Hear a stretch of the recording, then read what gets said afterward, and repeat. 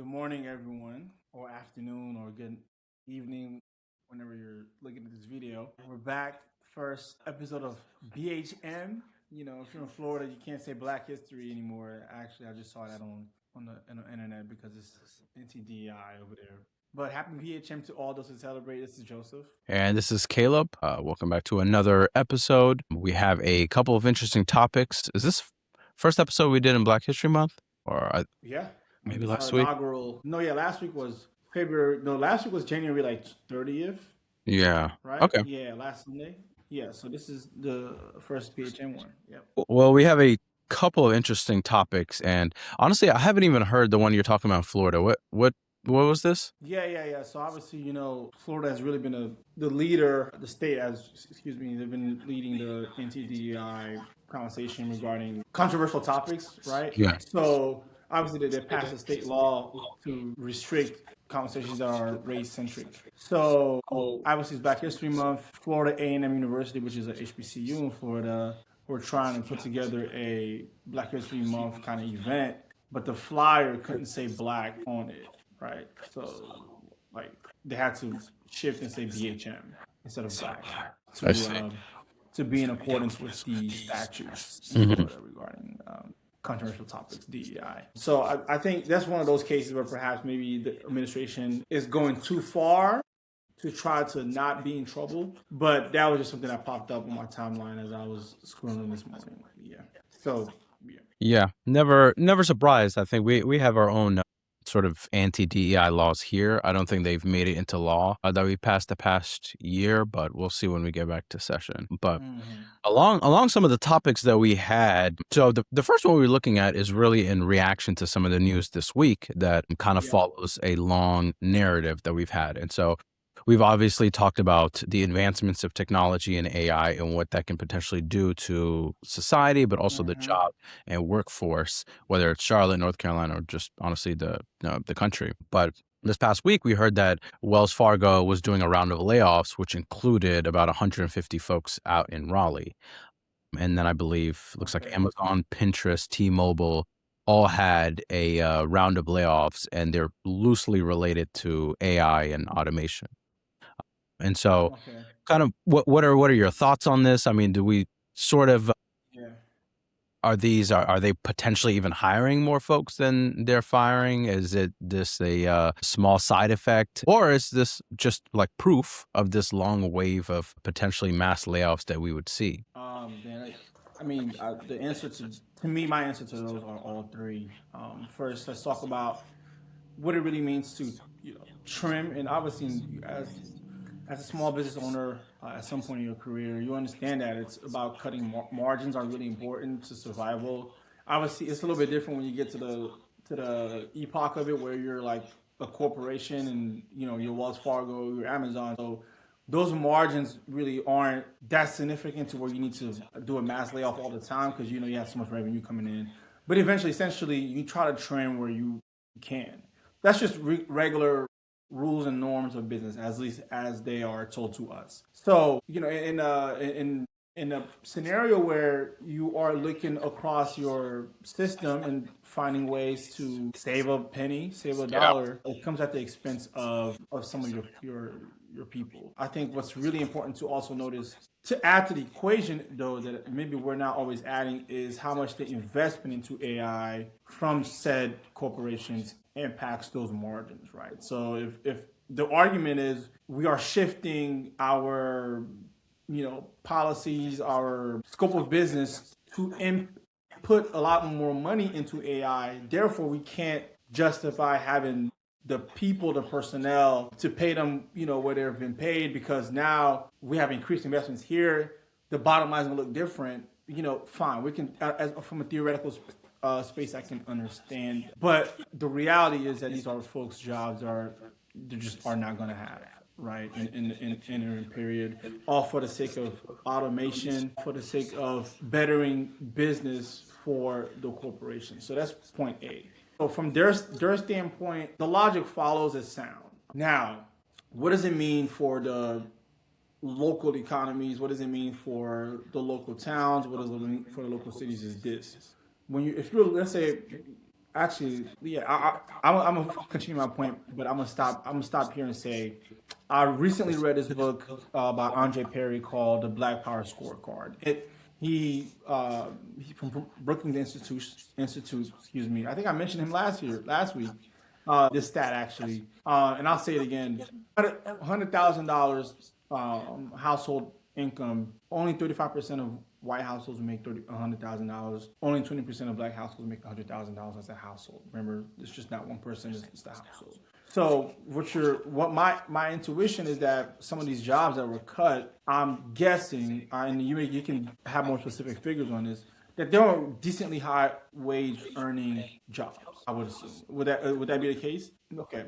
So what does that mean to the local economies in the towns that they live in? You mentioned Raleigh and Charlotte. They're taking about 150 jobs, 150 high earners out of the market in the way that they used to behave in the market, as far as grocery stores, coffee shops, restaurants, and all that. But then you multiply that across, not just Wells Fargo, like you said, it's Amazon, T-Mobile, Pinterest. You can't, if those jobs don't get replaced within a specific pocket of time, we are trending towards having a crisis where things are becoming more affordable, not only for the person who got laid off, but also the dollars that are circulating around the small towns are not going to be what they are going to be if those jobs are still there. That's two. And then three, to me, is the human side of it. The human psychological side of losing a job where you had benefits, or I'm sure you had health care. If you had dependents, what does that look like? You have a mortgage, what does that look like?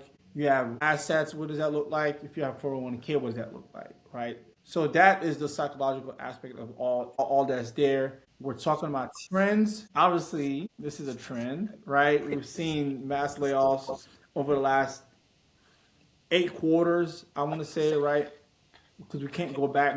Biden's 8 quarters ago was 2025 January, right? So let's go back. Yeah, I think that's when I started seeing some of these mass layoffs. Maybe 2024. I know 2023 there was some rumbling, but this accelerated type of layoffs we weren't seeing. So we can probably go back and correct that. But what we're seeing really is, for the first time in a long time, a lot of high wage jobs are getting cut. It used to be more working class, blue collar manufacturing jobs that were cut and shipped overseas, to where folks can, businesses and corporations can have the same level of production but at a cheaper price if Yeah, if yeah. you offshore those jobs. We're now seeing, college educated, postgraduate workers lose access to jobs that are unlikely to return in the same way that they were. Yeah. So it's alarming to me. So yeah, I'll stop there and kind of see what you got to say. Yeah, I think I haven't really sat with the sort of data enough to determine. So, like, as Wells Fargo hiring elsewhere, et cetera. And so, like, I don't want to say it definitively as if, like, I know. What this does is mirror a specific kind of wave and trend that we've seen, which is alarming. Mhm. And so you're correct. A couple of years ago, maybe 2023, we did see a round of layoffs from some of the biggest corporations. And that was a lot have to do with increasing the interest rate. And so when the interest rate was increased, some of these businesses, Facebook was sort of the poster child for this, couldn't take as many risks. And you really could not focus on revenue and growth. You had to focus on cost and profit margins. And so we saw a lot of them do some of these layoffs. Some of that made sense to me. Not that layoffs made sense to me, but in the business sense, your business was inflated. You were not supposed to be that big, but it's sort of part of the cycle. Right? Mhm. In a few years, when we lower the interest rates, you're going to go back to doing mass hirings again. I think what makes me pause about this round of layoffs really is, if our thesis is correct, that it is due to automation and AI, this is not a cyclical round of layoffs where you're looking to do an increase of hiring sometime next year or something like that. We have structurally no need for this role because we have automated it. And then you're stuck with the effects on that local economy and the second, third order effects, if anything. And so from the business side, like, it makes sense. At the end of the day, you are a revenue maximizing entity. You don't. Mhm. have any sort of morals. Like you have shareholder value you're trying to produce. The morals and looking out for labor is on government to create some of these guardrails over like, okay, where can we allow you to maximize your revenue so that you can employ, so that you can deploy capital, so that you can do good for the world? But at what line do we suggest that the second, third order effects is something that the local economy cannot bear? And we're getting to the point where, like we said this during last week, Jamie Dimon himself, who's the CEO of JP Morgan Chase, himself said, listen, I don't know how a society can function if we lay off like 1 million people. He said that these automations are coming. And he said that especially lower level analysts, and if local governments want to incentivize us to keep folks there or retrain them, we would love sort of that opportunity. But even somebody who in their interest it is to sort of, cut costs is saying that structurally from a societal level, it's not going to look too hot once everyone is essentially getting unemployed. And so I think that's where this round of layoffs is a little bit more concerning to me. Now, folks oftentimes retort that like, okay, well, the AI economy is going to create new jobs and new et cetera.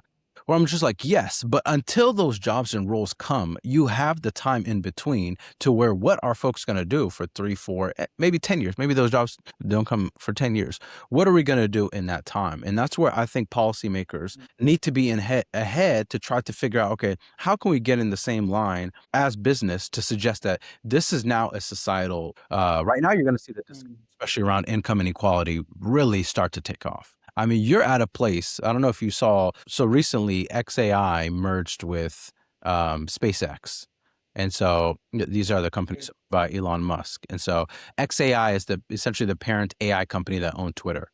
And so, and he merged it with his other company, SpaceX. That shot up his net worth to about $700 billion. So the betting markets next year have Elon Musk at a 60% chance that he becomes a trillionaire by next year. So the betting markets have him as a favorite to become a trillionaire. Now, in the world and the economy that we're talking about, where folks are getting laid off and you're turning on the TV and there's a whole trillionaire that exists, what is the sort of retort from the average person? Are you really going to sit here and justify that one person has more wealth than 70% of Americans put together, and their contribution to the economy is that? And I'm coming from like, I don't think anybody has contributed more to the economy potentially than Elon Musk. More than 70% of us put together is the question. And so from a societal perspective, what kind of discussions are we about to have? Because our inability to move on, and I've been trying to have these discussions, and folks, is sort of like an intellectual exercise. Literally I tried to have local entities.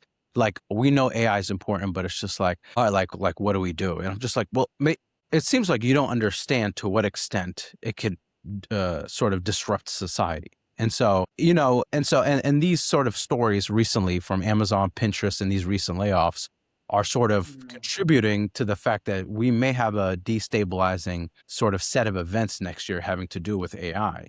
And I just think that folks don't find that as important, unfortunately. Yeah.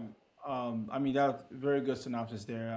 Right on par with some of the things that have been coming to my mind. I think what's really interesting about these conversations, it's the smaller micro pictures, micro experiences that folks are having that's not bubbling up to, that isn't broadcast as broadly. Again, I think these experiences that folks are having is seen as anecdotal, and it's seen as sequestered into one specific subsector of life. Like, okay, these people are struggling, but the economy is doing well. Sure. These people can't afford, groceries, but the economy is doing well. I mean, there's been a subset of population that the American system has just forsaken, and it will always forsake, right?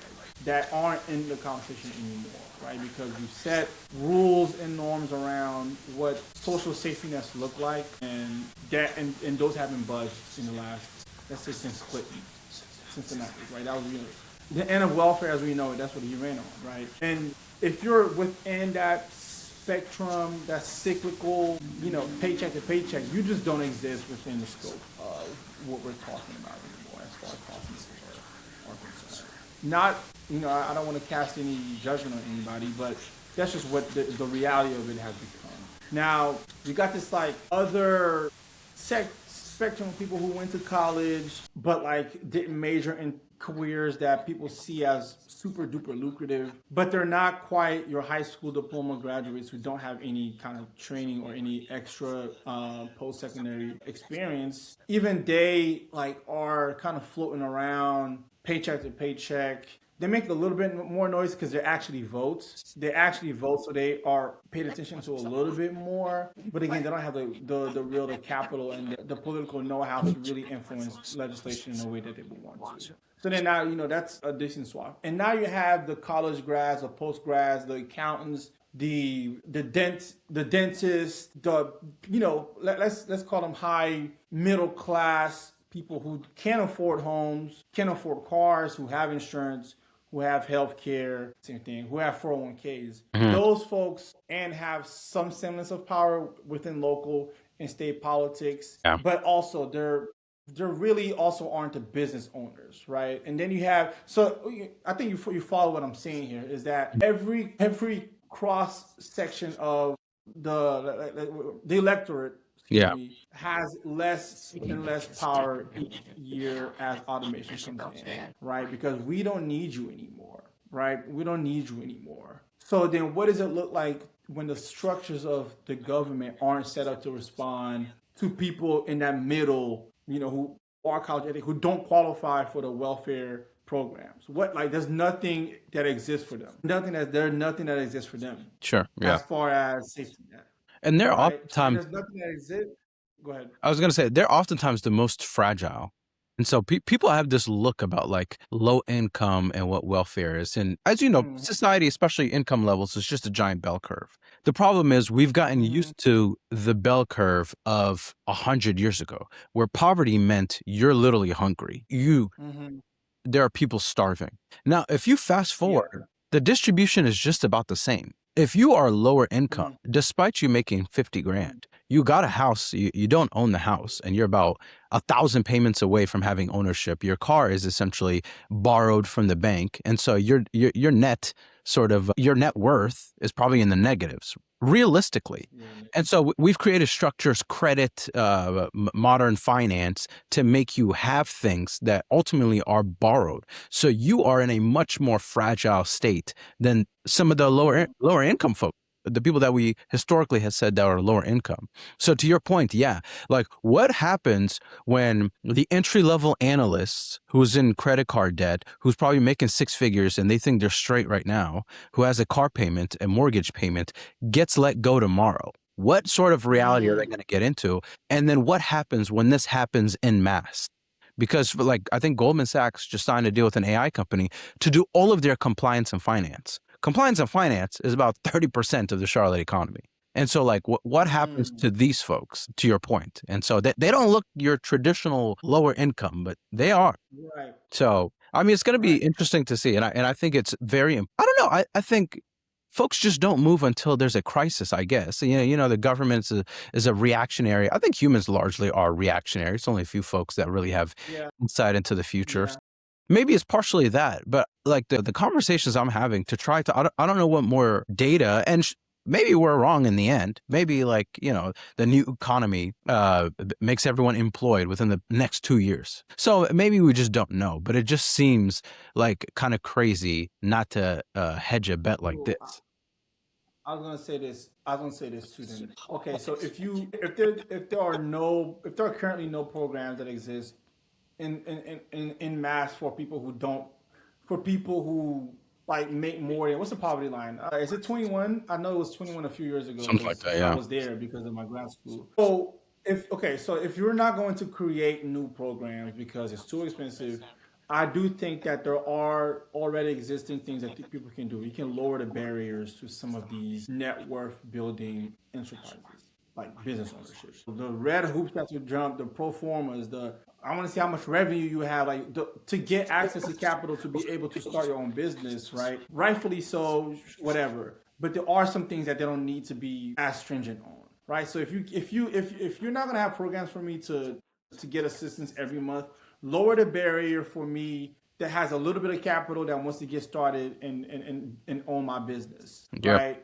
Lower the barrier for me to be able to, okay, well, I want to do a cooperative ownership with people in my family. We don't have high net worth, but we have enough we can cover these multi-family properties. Let us, give us opportunity to diversify our capital to be able to get into these properties.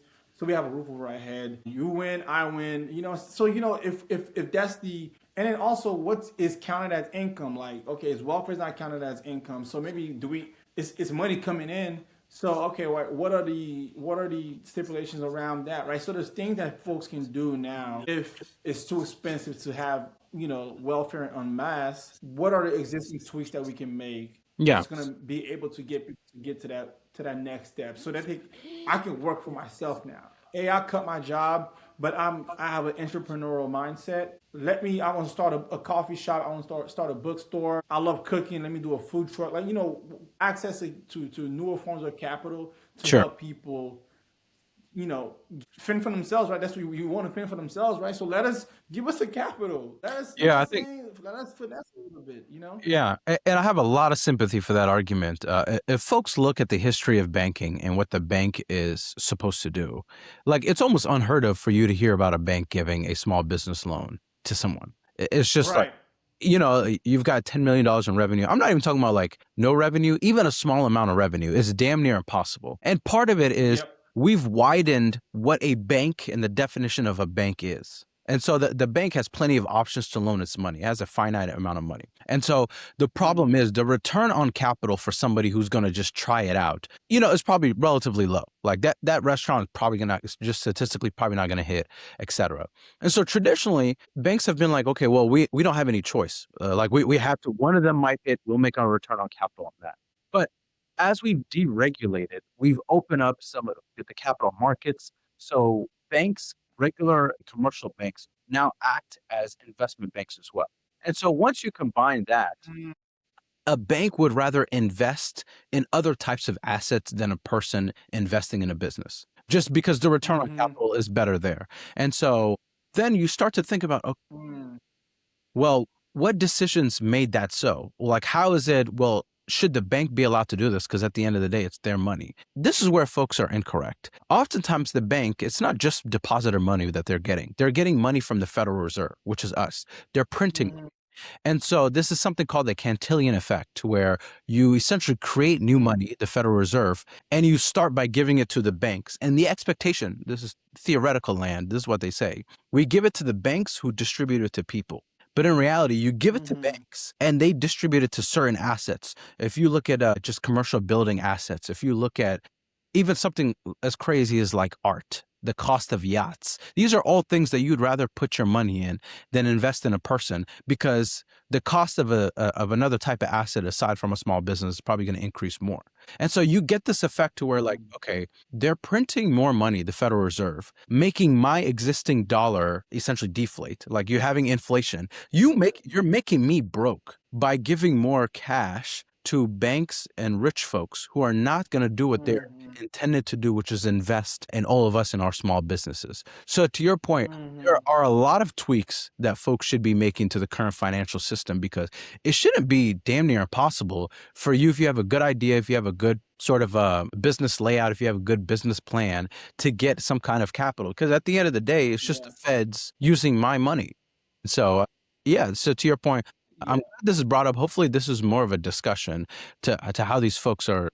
I mean, it's a sneaky way to just thieve us out of our money. Yeah. So, And it's interesting. This is a personal anecdote I add before we move on to the next topic. Is that as far as looking to invest in other homes, it's an interesting conversation, because it's like you get the asset, the home as an asset.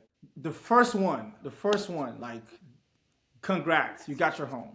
The issue comes in when you try to do another one. That's when you're like, oh, okay, these hoops that they want you to jump through to get to another is like, okay. So as I'm talking to people and I'm calling my family, I'm like, okay, like, I'm understanding the barriers that are erected for somebody who wants to do more than the bare minimum with their own money. were you talking Like, about buying houses or like just a small business? No, I'm talking about just my example of, like, so to your point though, is that trying to own a business is doing something that's not regular. I see. Like, it's not regular. You know what I'm saying? Like the regular things you can do in this country are easy. Like they'll let you do the regular stuff. Go to school, get a degree, and get your first house, get your car. That's okay. As soon as you start to do something that's a little bit more than that, that's when it gets really, really tricky. Like you damn near have to like conjure up different schemes to be able to get to that next rung. Is what I'm talking about here as a personal anecdote, and I'm seeing it happening, and I'm understanding why one, people are catapulted up after they get through those barriers, and then two, I understand why people aren't able to get more than what they already have. For example, I went to school. I got student loans. Shout out to the Department of Education. I own a home, and I have a decent enough capital to try to do other projects. What happens is, okay, we can give you in the home mortgage process, there's this thing called loan of value. Like so when you try to buy a mortgage, if you have a down payment, the higher down payment you have, the less loan that the bank needs to give you. So it's better for them. Like, we fine, you got a $40,000 payment. Yeah, we'll definitely give you another mortgage on another property. So there are some banks that are regional that can allow you to do 20% down, 80% loan of value. Some can do 15% of your down payment and give you 85% loan of value. If you have certain financial characteristics, credit score, down payment, 401k, all that. Some can also do 10%. Sure. Right? 10% down payment, and it will give you 90% of the loan depending on the asset class that you have. So I'm on the phone and I'm like, okay, these are my materials. And they're like, of course, great, money's good, but you have student loans. And I'm like, okay, well, I mean, I'm not paying on them right now. I don't have to pay on them until next year. She's like, yeah, but the bank is going to look at that and have be a little bit more difficult to give you the loan at 85% loan of value because you have student debt. So you know what I'm saying? Like, so that I'm learning that, okay, there are interesting small little things that folks are just going to be like, no, you can't do it. But then you said you can get the money to do data centers and all that and borrow on credit. But yeah, so that's just my own. I mean, anecdote. yeah. I mean, I understand that. I get that. So it should definitely be a lot easier to get your first home. I mean, I don't know. I think the what I will say with some of these banks, and that gets us into a tangent. I think, access to capital is a massive problem. Yep. I think it's good that we share, especially our personal perspectives into how those. I had no idea. I bought a house and then I didn't go for like a second one, so I haven't been through that process yet. But I think a lot more folks need to hear about some of the hurdles they will hit once you try to even get this type of business. I have plenty of advice, and it's good to learn. But yeah, so it is doable. It's doable, but there's some strong conversations that people need to have about the capacity to go ahead and get that second home. But then if you do get the second home though,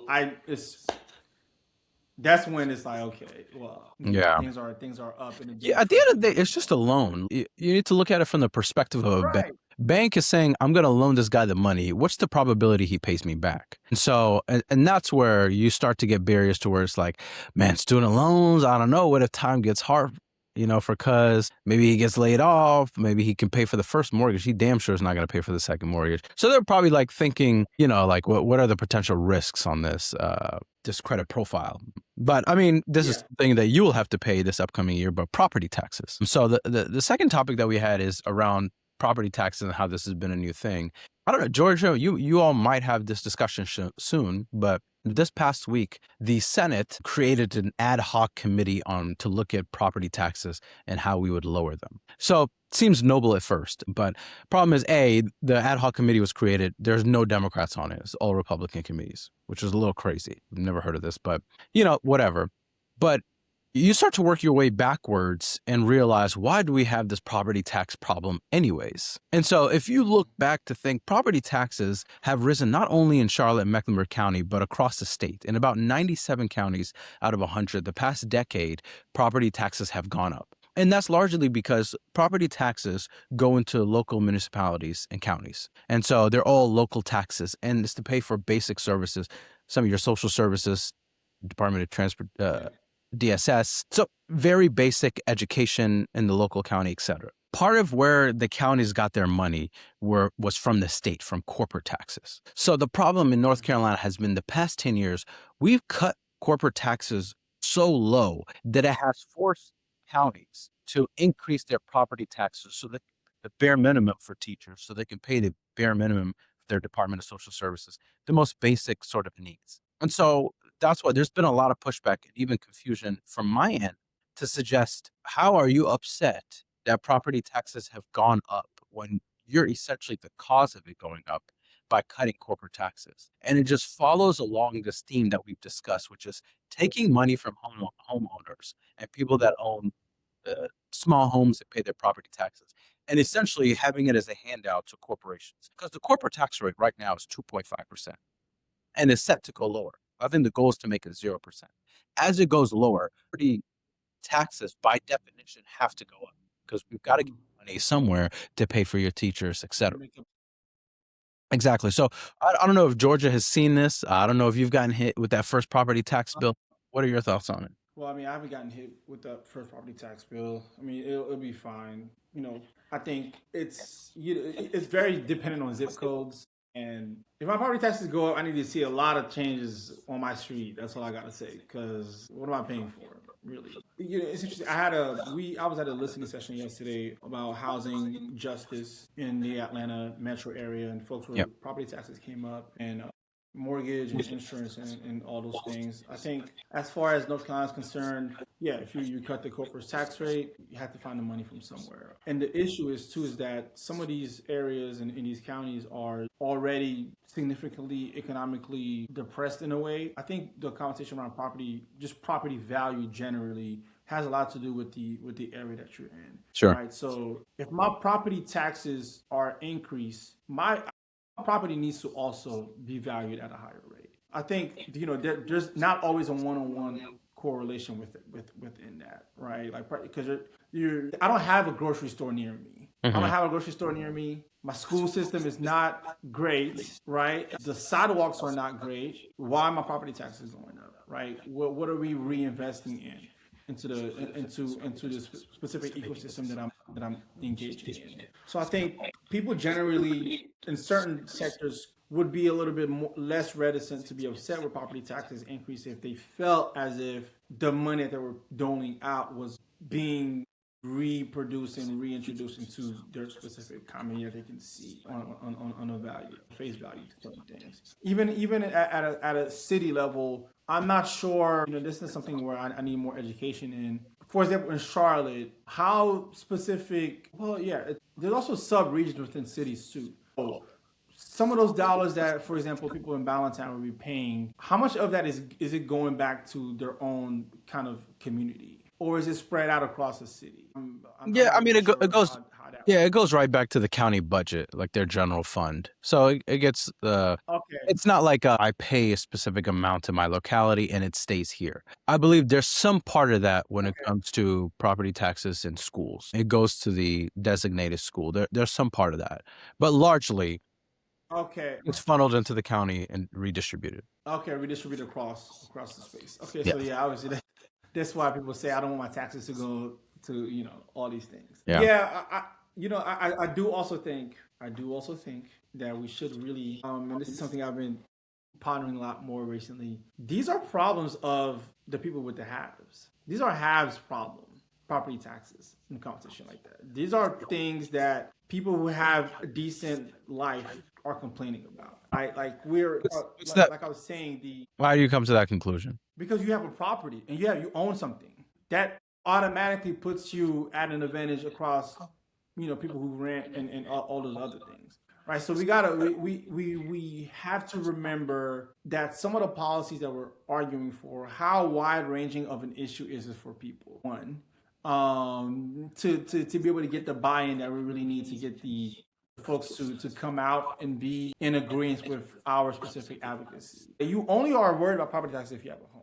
Yeah, but And a like lot of people the don't have people that. that are most concerned about their property tax rate going up are people like you own a home, but a modest home. There's a lot of folks who are considered even low income that own a house.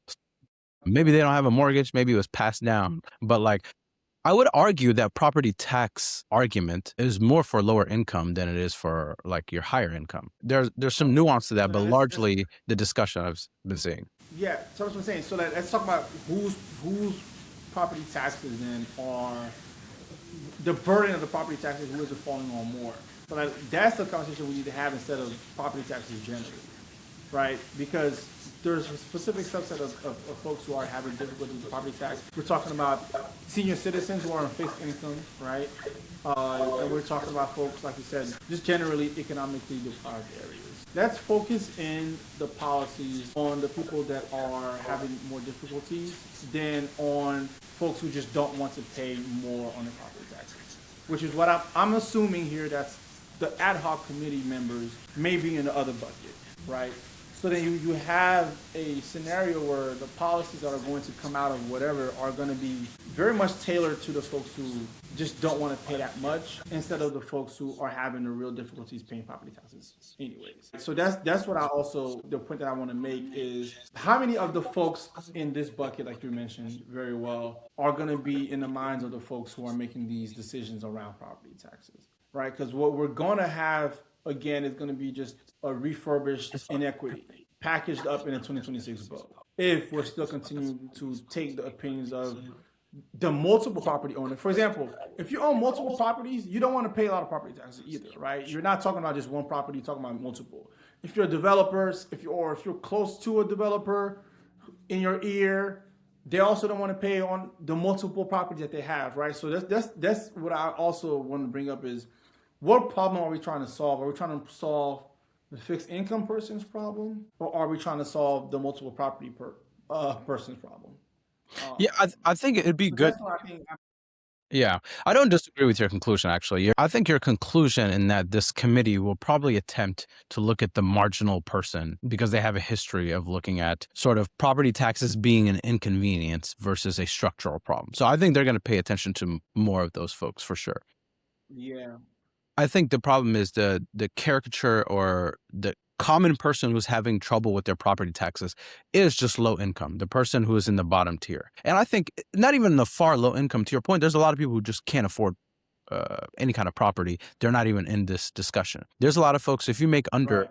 39, 49 grand, under the Homestead Act, if you're on fixed income, you don't pay the same rate as everyone else as well. But even above that, there's a group of folks that are still not like well off and if you look at rural communities Hey. that own more land, like you could still be broke and just own a bunch of land, especially in these rural communities, which is why this is the first time it's become enough of a problem for a committee. It's been a problem for Charlotte for 15, 20 years now, but now it's hitting rural communities because we've bankrupted. I think the broader problem is we've just bankrupted the state because we've bailed out corporations, period. And I think people have been hit with a regressive tax like the property tax relative to something like a corporate tax rate. And I think if you look, because some of these developers and folks, there are exceptions to these folks who are well off anyways. For instance, AI data centers. What they brag about in their press releases is that, hey, we pay property taxes. You pay property taxes on the land. They don't pay property taxes on the chips and the things in the AI data center, which is 4 times more valuable. And so, like, you have built-in exceptions that we already write for the well-off. So property taxes have already become regressive. And the fact that we're changing the conversation, like there's not enough communication over why we're in this problem of property taxes skyrocketing already. And so the problem is just frankly, we've just defunded all of government for the sake of a couple of corporations who use these, loopholes. If that makes any sense. Yeah. But to your point, I don't see the creation, to your point, of this committee as a suggestion that folks care about low income folks and property taxes. Yeah. And that's just yeah. Period on that. So Yeah. but we'll see, and Period. I'll report back. I'll be paying attention to what the committee is doing. And so, but yeah, just rounding out one of our last, and we kind of touched on it in the beginning when we talked about kind of societal what's going to happen with Yeah. society as AI and technology and income inequality. But throughout the years, you've seen sort of this erosion of trust in institutions. I think a lot of it we saw when it came with like COVID. There's a questioning of the World Health Organization. Fauci was somebody who was in the headlines a lot, the CDC. And you Yeah. take it to like media, what we found out what was happening at Twitter when they had a liberal bias before the ownership got switched over to Elon Musk. And now, even now, I think I'm sure you saw people that were posting about ICE on TikTok due to this new ownership. It started to kind of black, what is it called, shadow ban some of the posts. And so you've seen this larger kind of erosion in existing institution and decentralizing where trust is. So where do you think? I mean, what does that mean for society? Is it a good thing? Is it a bad thing? Well, so who is now losing faith in institutions, and what communities have always lost, never had faith in this institution, right? So who are we talking about here? Yeah, Is like the yeah. I think first yeah, order a lot question. of it is Because qualitative, but oh, sorry, was that a rhetorical question? yeah, it was a rhetorical question Yeah. because I would say that folks who have been negatively impacted by policies, whether local, state, federal, we're talking about African Americans in in this country. We're talking about low income folks in this country who, are seeing with Big Beautiful Bill, some of those requirements to even be able to access some of these things are gone. We're seeing, right, the health subsidies gone. So now so I think in a society where the people, the culture of the people that make the laws have not always had your best interest at heart over a long extended amount of time, you can never really truly build trust. You can have hope, but again, hope is this belief that something will come true that sometimes isn't really relevant to what's happening in the present, right? You can work towards something, but hope is like the extra leg that you have, that the things that you have in the moment could change, right? You can have hope, you can perhaps trust doesn't have to be. So I would surmise to say that there are people who have experienced difficulties due to rules and regulations set up by different agencies, different boards, different, school systems, different districts that already cause them to question some of these things overarchingly.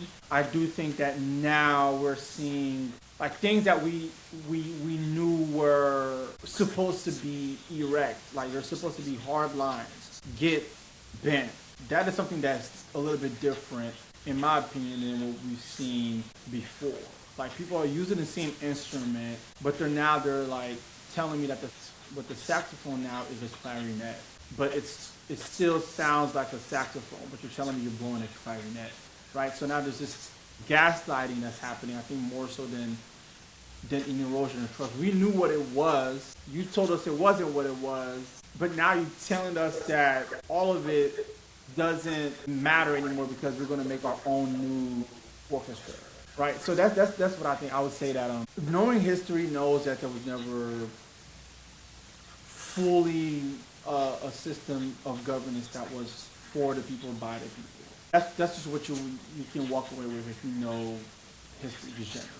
I think we add in the media again. We're all a product of people's choices. Like we get what people have decided for us to get, and we can think about how authentic things can be. But when it gets to a mass scale, from a top-down experience, we are getting things that are supposed to that they're allowing us to get. Mm-hmm. That's a conversation about the media. So there's always got to be something there to think about when we talk about Hollywood and its complicity and creating some of the norms and cultural norms that we adhere to now. And then lastly, I would say it's a shame because you said what happens when that happens. What happens when that happens is you have people who are disillusioned, people don't vote, right? People don't do the things that we tell them to do to make the changes. Which voting probably would be the most direct way that we imagine folks can change the law, the lawmakers and all that. Right? The turnout thing isn't.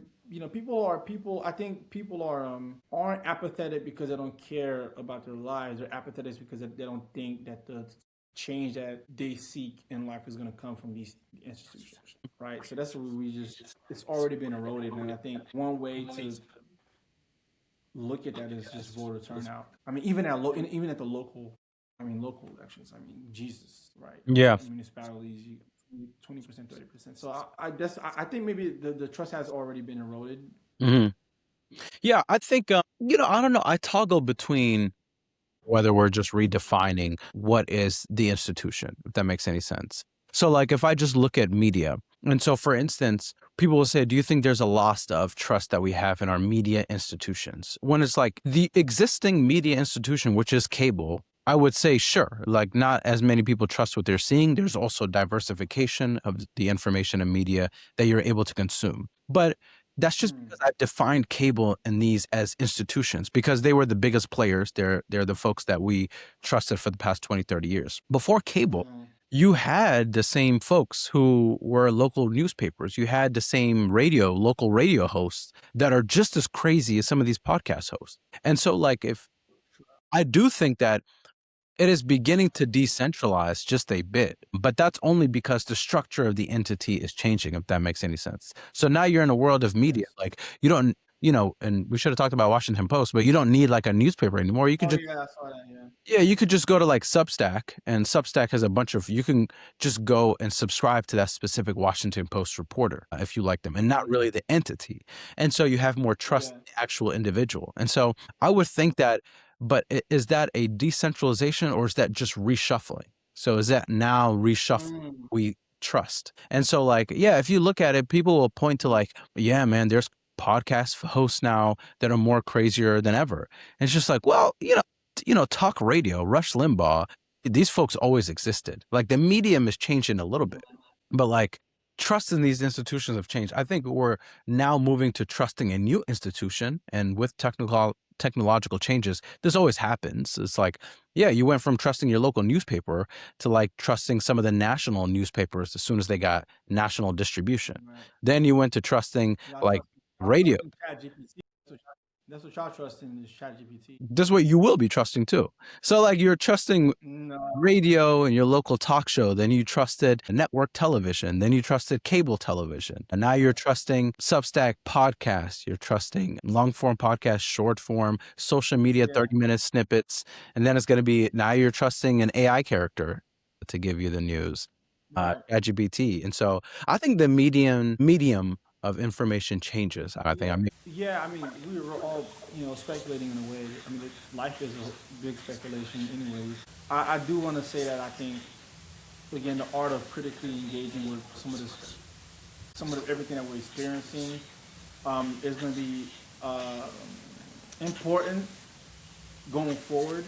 Like, again, we're inundated with so much stuff all the time, and people's opinions all the time as they're telling the thing, that I hope that some of us are able to challenge every single thing that we hear, and challenge and go seek out the information for ourselves instead of having somebody tell us this information, right? Because the story is only as true as I tell you.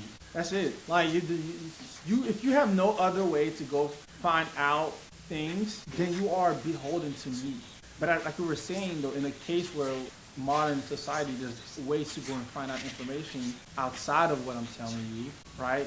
It is incumbent upon us to go and try to find ways to go and learn outside information. And again, what I always, people maybe call me crazy, but I listen to Trump's stuff. I listen directly to his speeches. I see the headlines, but I'm also going to go back and listen. I had the NBC interview pulled up here. I didn't finish it, but I'm going to finish it. Because I think as I'm forming my own theory of life, what I'm finding important is that the truth is relative, right? It just is. It's relative to the moment in time in which you say the story. It's relative to the emotions that you're having when you're experiencing the thing as well, right? So truth is a big old perspective of everybody's collection of what happened. Right, because and I'll stop here. Is to say I just read this book, this Malcolm X book called The Afterlife of Malcolm X, in which the author was talking about how Malcolm X's character and his experience impacted different generations after him. I mean, he impacts us today in a way. But what was really interesting is that he was also the author also talked about how many different biographies of Malcolm X came out, and at how and every time some of them came out, people had something to say about what really happened or didn't happen. Oh, this author didn't say this, and this author didn't say that, and this author didn't say that. And then I started like, dang, like. And by the way, the autobiography is probably the most doctored up version. You with It is the Alex most doctored Haley? up version.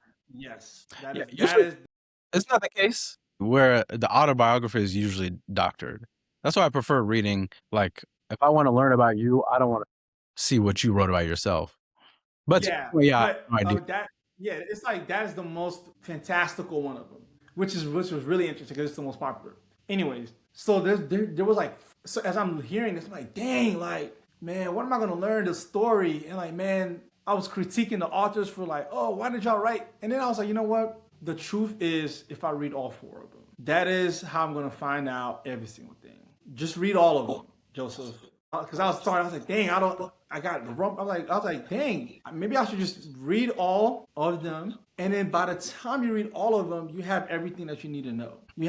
You pick up something that you didn't know from there. You pick up something, and then that's where you get the truth. So back to what you were saying about institutions and media, I think it's incumbent upon us to, you know what? Let's listen to Joe Rogan.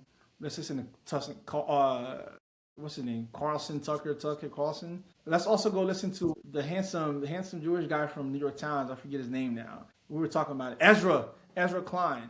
Let's go and let's listen to everybody, and then you figure out your own opinion. So that's what I would say to it takes a lot of time, but I do think that and this is a critique of a lot of people in our corner too, is that we're very much satisfied with our version of events. And we feel really good about our conclusions based on the limited information we have. And it's limited because we only looked at the sources that we trust, right? So, do we trust ourselves? Or That probably is like, yeah, yeah. I agree. Or we just keep going to people that are not subject matter experts. Like, in terms of my media take, like I've stopped, and this is all due respect to all of them, but like we trust too much a commentator. And not just going to the source, whoever is the subject matter expert. So like I do not care what a columnist thinks. I don't care. And so these folks are writing their perspectives on like AI, especially with media right now. Why don't you go and actually learn from Sam Altman what their actual plans are? You go learn from some of these AI engineers what plans on. In terms of political science, to your point, people will read a column about Trump and not even listen to his actual interview, to what Trump is actually saying. And so like, yeah, I think also we've just completely like, we don't, and this is very common, people don't have an epistemology of how they come to like think of something as truth. People have just Okay. Let's about talk like about it. that at all. Yep. And it's just like Yep. whatever sounds good. And it's human nature to try to understand, and we create stories and narratives in our mind. So it's very much human nature, but like it's not logical. Sometimes there is an objectivity to a subject that you're learning about, and you have to get to the source. And the source is not just the person who's the best spoken, who agrees with your own biases. And so like you have to do the additional work of trying to learn that from the ground up. Yeah, I don't think a lot, especially in our field in politics, especially it's just, we're all sort of very thin. We're having to learn about so many different subjects, and I see nobody's really an expert about anything. And so, but it's No. upon us. There we go. Yeah. I mean, and I think I taking outside of like just media, I think just people generally as well. Like we don't know everybody. We don't know what they go through. And then that's a piece of it too, is that practice with how you engage with media and information, how the practice of doing it in your own interpersonal relationships as well. We truly don't know what people like. We judge, we conclude, and we don't know. We really don't know. We haven't asked. We can have our theories, but to believe in the theory without having the proper information, that's idiocracy. Is that a word? Idiocracy? That's idiot. That's being dumb to me. Is to conclude something without having all of the necessary requisite information. Agreed. You can have a theory, and you can have a speculation. You don't buy into the conclusion, even if you have as much evidence as you have. You still need to go into that last bucket to make sure it's confirmed. And that's just the way I try to live. My own. Except when it comes to AI, your use of ChatGPT. Yeah, it's just not for me. It's not for me. I do think that I want folks to do other things besides using that and be a holistic users. I think it's helpful, but I think people need to do everything. That's the charge that I put upon the folks. Sure. And then before we wrap up, just I don't even think this should be something we spend too much amount of Okay, time, cool. but recently went viral. Your president decided to post a video in the last couple of seconds. Well, I didn't see the video, but at some point in the video, it included a picture of, folks are sort of uh, pointing out the obvious, racist, and Disappointing. yeah, and I think the White House, Disappointing. I felt really saying the White disappointed. House is essentially saying somebody in the staff did it. So What they said was that um, I don't know if they necessarily said it was a staff person. They were just like get over it. Basically, they said there's other things to yeah, try to like focus on. sure, Yeah, it's disappointing and emotionally dejecting. I mean, I was surprised, even though this guy has been doing crazy things. I was surprised that it would stoop to that level. And to feign ignorance is interesting, right? Because you wouldn't put a statement out doubling down on something if you thought it wasn't an issue, anyways. yeah. So, sir, don't gaslight people into that. Very disappointing. How about you? Yeah, yeah, I agree with your points. I don't think this is yeah. I mean, it's just I don't know. I can't even if some regular person did that, and maybe I just see crazy tweets all the time. Even folks reacting to like press release Yeah. I would put out, and I recognize that these are just morons in their own home, have nothing better Mm, to do, and this is at the point where I'm starting to look at the president and his tweeting. It's just yeah. you know I will say this. I think we're short sighted as humans. I think we're very short sighted as humans. I think we forget that, especially maybe not all of us, but as a president of the United States and the administration, you live on forever. We know who James Buchanan was. We know who William McKinley was. I mean, we know their name. We know what they did. We know what they didn't do. I'm reading a book. Andrew Johnson. We know what he did. Reconstruction. He didn't live. He looked at one of the worst presidents. I do think that people got to be more cognizant about legacy. You can name the ballroom after you. You can name Dulles Airport after you. You can name the Kennedy Center after you. You can name whatever you want after you. But people are going to remember your character. They're going to remember what you did and how you made people feel. And also, Marco Rubio, J.D. Vance, the White House staffer, we're not going to forget. Everything lives forever, especially in the internet age. And you got to remember that you're going to have to answer some questions eventually. yeah. The racist governor from Alabama, Wallace, when he got into his 70s and 80s, he was getting flack. He was damn near a pariah Oh, George society. Wallace. And George Wallace, I see. yeah. Yeah. And who would have thought when he was saying segregation today, segregation forever, segregation, tomorrow, and there was a particular documentary I watched of his, not of his, but he was featured in it in his like 80s. I'm like, he was basically saying like apologizing in a way. He was upset that the people remembered that. People are going to remember, and that's what I gotta say. Yeah. We're not going to forget. So, well, that's pretty much the topics that we had. Another riveting conversation, and so hopefully, folks in the White House decide to grow up, and the rest of the world becomes peaceful.